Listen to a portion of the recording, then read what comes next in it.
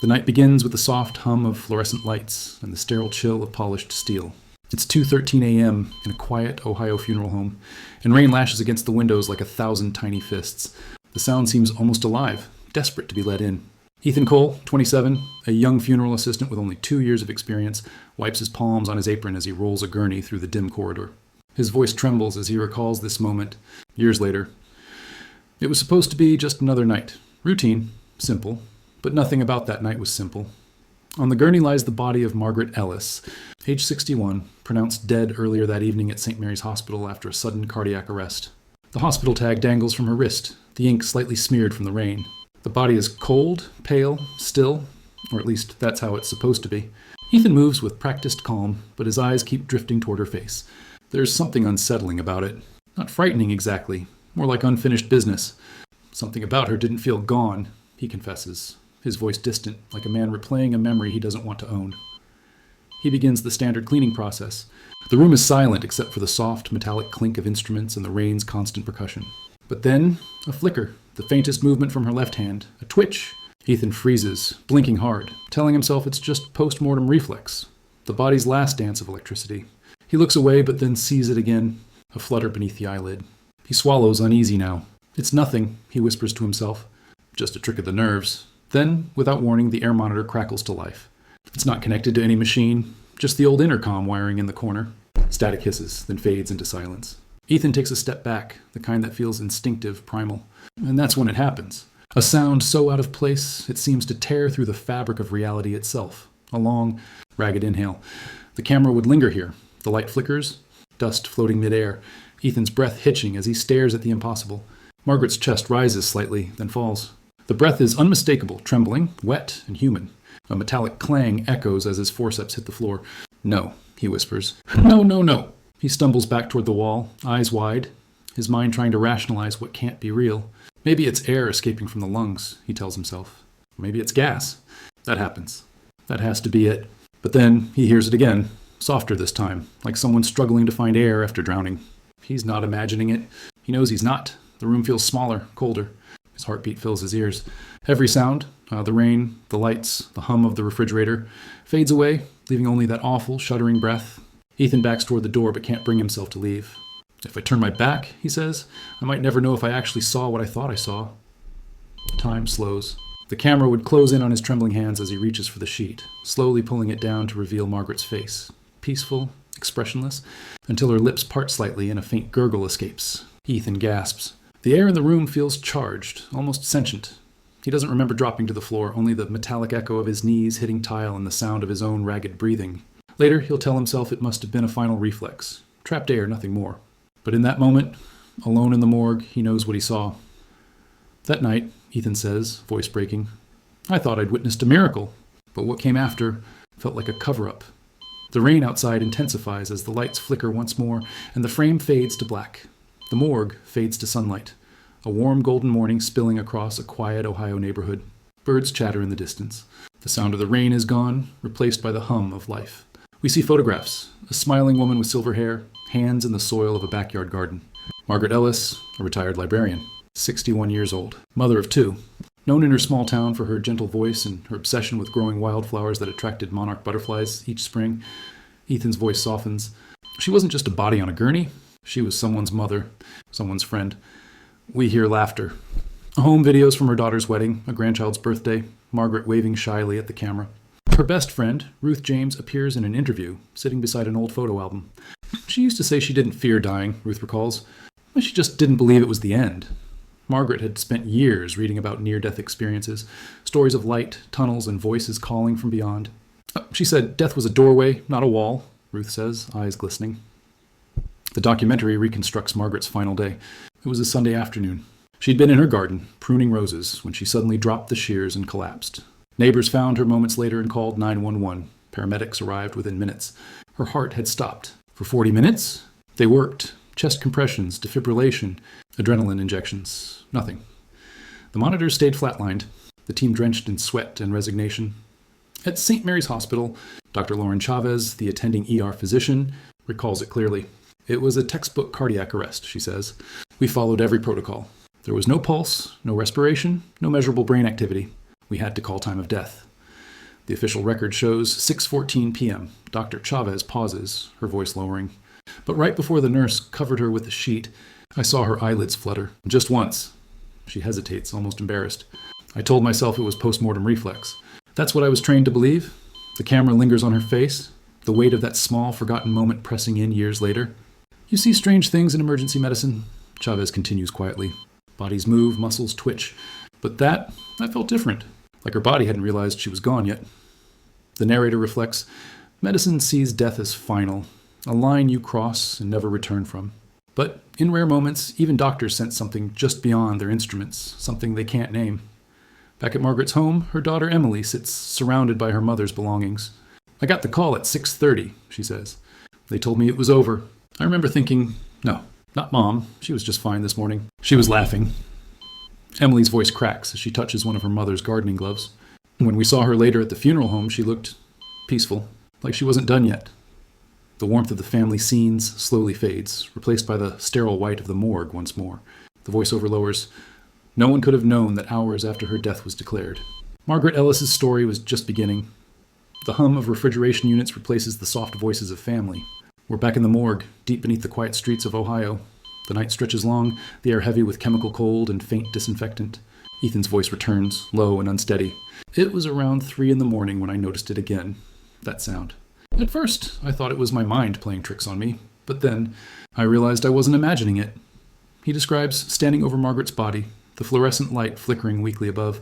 The world feels unreal, time slow and syrupy. Her hand lies just outside the white sheet, fingers curled slightly, nails faintly pink despite the cold. He reaches out instinctively, meaning to tuck her hand beneath the cover. That's when her finger twitches. Once, then twice. He freezes. Bodies twitch. That's normal, his supervisor, Mr. Holloway, had told him earlier that night. Holloway, a man in his 60s with years of hardened experience, had no patience for superstition. It's just muscle reflex, he had said. Gas, electricity, nothing more. But now, as the twitch becomes a slow tightening of her hand, Ethan feels his stomach drop. This isn't random. It's deliberate, he calls out for Holloway, his voice cracking through the silence. Sir, you need to see this. Footsteps echo in the corridor before Holloway appears in the doorway, eyes half tired, unimpressed. What is it now? Ethan points. Her hand. It moved. Holloway sighs, steps forward, and studies the body with the weary indifference of a man who's seen too much. Relax, it's just gases escaping. Happens all the time. But as he speaks, the sound returns, faint, irregular, and horrifyingly human. A long, trembling inhale. Holloway's words falter. Both men stare. The sound comes again, louder this time, followed by a wet, low groan from Margaret's throat. Holloway's face drains of color. Jesus, he mutters. Ethan stumbles backward, heart pounding so hard it hurts. But she's breathing, Ethan says, his voice shaking. And we need to call someone. But Holloway stops him, grabbing his arm with surprising force. No, you didn't see that. You didn't hear it. Do you understand me? His eyes burn with something. Fear, maybe, or something darker. If you make a scene, we lose everything. You lose your job. You keep quiet. Ethan stares at him in disbelief. She's alive. We can't just... But Holloway cuts him off. She's gone. Whatever that was, it's not life. He reaches over and pulls the sheet up over Margaret's face. You don't understand what happens when people start hearing stories like this. They panic. They sue. You'll destroy this place. The light flickers violently, throwing the room into brief darkness. Ethan rips the sheet back, desperate, trembling, and grabs a stethoscope from the counter. He presses it to her chest. For a moment, nothing, just the hum of silence and his own ragged breath. Then faintly, impossibly, a heartbeat. Weak, irregular, but there. He looks up, eyes wide. She's alive, he whispers. Holloway says nothing. Instead, he reaches behind him and yanks the power cord from the outlet. The lights go out, plunging the room into shadow. The only sound is Ethan's panicked breathing, and one last, fading exhale from the table. When the lights return, Holloway is standing by the wall, motionless. Finish your work, he says coldly. And don't speak of this again. Ethan stares down at the covered body, his throat dry, tears burning behind his eyes. His voice cracks as he says it, a sentence that would haunt him for the rest of his life. They made me zip her up anyway. Morning bleeds into gray light over the funeral home, quiet and cold. The storm has passed, but the silence it leaves behind feels heavier than before. Ethan hasn't slept. He sits in the embalming room, his hands trembling around a coffee cup that's long gone cold. The events of the night replay in loops. The breath, the sound, the heartbeat. Each memory more unreal than the last. By sunrise, word spreads that something unusual happened during the night shift. Ethan expects questions, maybe an investigation. Instead, he's met with blank stares and paperwork already waiting on his desk. According to the logs, Margaret Ellis's body was transferred to a cremation service at 5:45 a.m. The line is signed, not by Ethan, but in someone else's handwriting. When he confronts Mr. Holloway, the older man doesn't flinch. "The paperwork's been handled," he says flatly. "You don't need to worry about it." Ethan's voice shakes. "Handled? What does that mean?" "She was alive." Holloway looks at him then, his expression unreadable. "You need to listen to me carefully. This job is built on trust. Families trust us. Hospitals trust us. You start saying what you think you saw last night, and you'll destroy that trust. And your career." Ethan's disbelief curdles into anger. "I heard her breathing." Holloway leans forward, voice low. "You heard gas. You heard grief. You heard what happens when you stay up too many nights around the dead." The words hit like a slap. But behind them, there's something else. Fear. Holloway's eyes dart toward the door as though someone might be listening. "You'll sign the log," he says, "and we'll forget about this." Ethan signs, his pen trembling, knowing he's complicit in something he doesn't understand. Days pass. Sleep brings no rest, only flashes of pale faces, the sound of breathing, the whisper of zippers. He stops showing up for work. His girlfriend notices the change, the distant eyes, the constant shaking. "Well, you're not the same," she tells him. "You keep staring at nothing." Months later, when he tries to revisit the file on Margaret Ellis, it's gone. The transfer papers, the records from St. Mary's Hospital, all deleted, as though she never existed. A former funeral home employee, speaking under anonymity, tells the documentary, "Sometimes things happen that don't fit the rules. And when they do, people in power make them disappear. Because if you admit the dead can come back, even for a second, you break everything we believe about death." Ethan's voice returns, quiet, brittle. "I started to wonder if I imagined it, if maybe I'd gone crazy, but then I'd hear it again, in my dreams. That sound, that breath." The image fades to black, and a single question lingers. Was Ethan silenced? Or was he protecting something darker? The story shifts from whispers of fear to the sterile brightness of science. White walls, steady hands, instruments that hum and blink with certainty. But even here, among those who spend their lives defining the boundaries between life and death, there are moments when certainty wavers, the narrator's voice softens. When medicine cannot explain what it sees, it begins to listen. We meet Dr. Anil Bhatia, a neurologist from the University of Michigan. Calm, composed, the kind of man who trusts data over emotion. "The phenomenon you're describing," he says, "is what we call Lazarus syndrome. Spontaneous return of circulation after failed resuscitation." He leans back, choosing his words carefully. "But those cases happen within minutes, sometimes seconds after CPR is stopped, not hours later. Not in a morgue." He explains the mechanics, residual air in the lungs, delayed drug absorption, electrical discharges from the heart. "The human body can do strange things on its way out," he says. "But what you're describing, a breath, a heartbeat after 3 hours, that defies what we know about biology." The screen cuts to Dr. Lauren Chavez, the ER physician who first declared Margaret Ellis dead. She hasn't spoken publicly since that night. Sitting in her office, she stares down at her hands before speaking. "I've gone over it again and again," she says. "Her vitals were gone, the monitors flatlined. We followed every step." She pauses, a flicker of doubt passing behind her eyes. "But sometimes I wonder, did we give up too soon?" Her voice tightens as she recalls a moment she never put in the report, the faint flutter of eyelids before she left the room. "It haunted me," she admits. "But I had to move on. We see death every day. You can't carry every ghost with you." Archival footage begins. Old case files, grainy black and white photographs, newspaper headlines. A woman in Poland found breathing in a morgue freezer 6 hours after being declared dead. A Mississippi man who woke at his own wake, banging from inside his coffin. In each case, science offered half answers. Hypothermia slowing metabolism, faulty equipment, misread vitals. But in every story, there's something unmeasurable. That fragile, lingering spark that refuses to go out. An anesthesiologist, Dr. Karen Liu, offers another possibility. "When we measure brain activity, we're only seeing part of the picture," she says. "There are microcurrents, small residual signals we can't detect with standard EEGs. We call them neural echoes. They fade over time, but they may represent something, awareness, perhaps persisting even after the body seems gone." The narrator interjects, "If the body can still whisper after death, how do we know when silence truly begins?" Ethan appears again, sitting alone in the dim light of an interview room. Years have passed since that night. His voice is quieter now, aged by disbelief and guilt. "I tried to tell myself it was science, reflex, a trick of the air.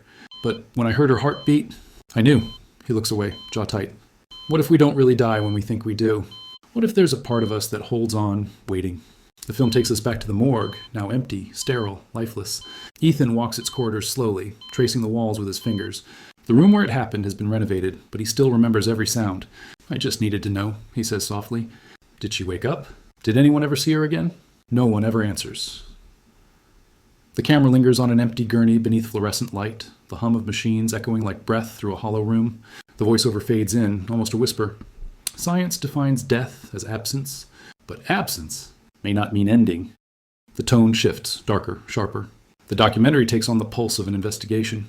Pages turn, documents slide beneath gloved hands, and Ethan's voice returns, steady but edged with something brittle. For years I thought it ended that night, he says. But I was wrong. It wasn't over. It was buried. It begins with a name, St. Mary's Hospital, the same one that pronounced Margaret Ellis dead. While trying to rebuild his life, Ethan stumbles across an online forum for medical anomalies. There, he finds a thread titled The Woman Who Breathed Again. The details match everything, the city, the date, even the time of death. But the post is removed hours later. Curiosity turns into obsession. Ethan starts requesting records, patient transfers, cremation logs, death certificates. Most come back redacted or missing. Then one afternoon, he receives an anonymous email, a scanned image of a hospital memo marked confidential, references patient ME, postmortem transfer to restricted research. Department, the date, the morning after, Margaret's supposed cremation, the narrator's voice lowers. If true, it meant Margaret Ellis was never cremated at all. She'd been moved. Ethan's search takes him to a former mortuary technician willing to speak only under voice distortion. I was there, the man says. That night, she wasn't dead. I saw her breathing in the cold room. His voice wavers. They told me to destroy my report. Said I'd lose my license if I talked. The documentary overlays the testimony with blurred documents, shipping manifests, storage tags, and one chilling form stamped experimental case study, autonomic reversal. When confronted, St. Mary's issues a brief statement. No records of this patient exist. Any suggestion of impropriety is categorically false, but the evidence grows stranger. Ethan obtains a copy of a transportation log from a medical courier service. Destination, a private facility in upstate New York specializing in neuroregenerative research. When the production team contacts the facility, they deny all involvement and hang up. Ethan stares at the camera, eyes hollow. I don't know what's worse, he says quietly. The idea that she died again, or that she never did. The film slows to a crawl.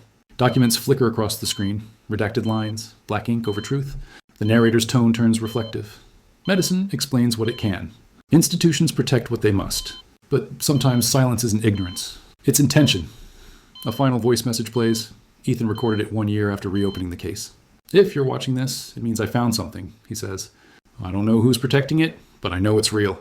Because every night when the room goes quiet, I still hear it. That breath. The screen fades to black. For a moment, there's nothing. Then, faintly, the static of an old tape recorder, and beneath it, something else. A low, rhythmic exhale. Slow, human, alive. The final chapter opens in silence. Dawn breaks over a slow-moving river. Mist rising off the water, the world bathed in pale gold.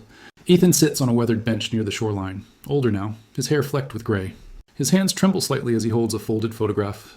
The morgue, the steel table, and the face of a woman he's never been able to forget. His voice carries softly over the sound of the river. For years I tried to bury it, to tell myself it was a trick, a hallucination, exhaustion. But every time I closed my eyes, I saw her chest rise again. I heard that breath. The camera lingers on his face, the quiet ache behind his eyes. You don't come back from seeing something like that, he says. It changes the way you think about everything. Life, death, what comes after. We fade into the sterile halls of a medical conference. Scientists and physicians debate the nature of consciousness. One psychologist, Dr. Renee Mallory, leans forward, her tone both analytical and compassionate. Memory is unreliable, she explains. Trauma reshapes perception. People can genuinely experience events that their minds later distort. She glances toward the camera. That doesn't make them liars. It makes them human, but not everyone agrees. Dr. Chavez, the ER physician, returns for one last interview. Her voice is steady, but her eyes glint with something unspoken. I reviewed the case files, she says. All of them. The inconsistencies, the missing reports, they're real. Something happened. I don't know what, but I can't say Ethan was wrong. The documentary overlays her words with images of other unexplained revivals, bodies reanimated after hours, hearts restarting without cause. Experts call them impossible anomalies. But to those who've witnessed them, there's something else. Proof that perhaps death isn't as final as it seems. Ethan looks out over the water again. People tell me to move on, he says quietly. But I don't think you can move on from a question like that. Not when it stares you in the face every time you close your eyes. The narration deepens, contemplative. Death, once thought absolute, now exists in shades. A line blurred by machines, by time, by the persistence of something unseen. Science calls it anomaly. Faith calls it miracle. But perhaps it's something neither can claim. A soft piano begins as the scene shifts. A box of old photos, a single hospital tag inside, its ink faded. The camera zooms slowly. Margaret Ellis, St. Mary's Hospital. The date printed below stops the viewer cold. It's marked 1 week after her official time of death. Ethan's voice trembles. Someone kept her alive, or found her alive. I don't know which scares me more. He looks into the camera for a long time, then lowers his head. Maybe the truth was never buried, just hidden. The final narration draws the curtain slowly. We define life by heartbeat, death by silence. But what if silence is only the beginning of another kind of sound? One that lingers, faint but certain, between both worlds. The camera returns to the river. The wind moves across the surface like breath. Ethan closes his eyes. His voice, barely audible, says, "Sometimes I wonder if she's still out there, breathing somewhere, waiting." The image fades to black. For several seconds, there's nothing. No music, no movement, until a faint, rhythmic inhale drifts through the silence. It's slow, fragile, unmistakably human. Then, complete darkness.